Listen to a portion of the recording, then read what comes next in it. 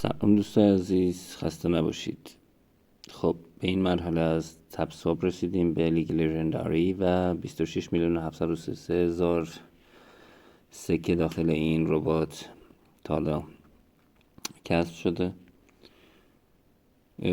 خیلی از دوستان پرسیدن چجوری و با اتو کلیکر استفاده میکنی. خیلی قاعده خاصی نداره یه اتو کلیکر، که البته این آیکونی که من اگه الان دقت کرده باشین استفاده کردم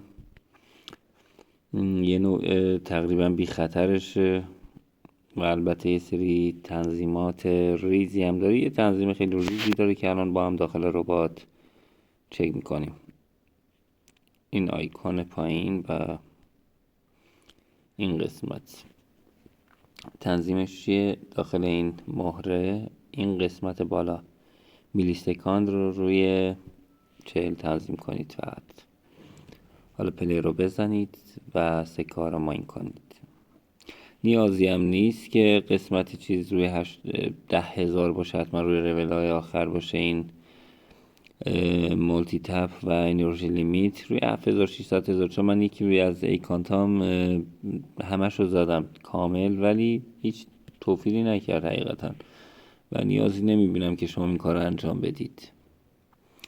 امیدوارم که سود خوبی کرده باشید تو این بازار کریپتو و اینم لیست بشه با قیمت خوب عجیب با همه پرپول. خوش بگذره.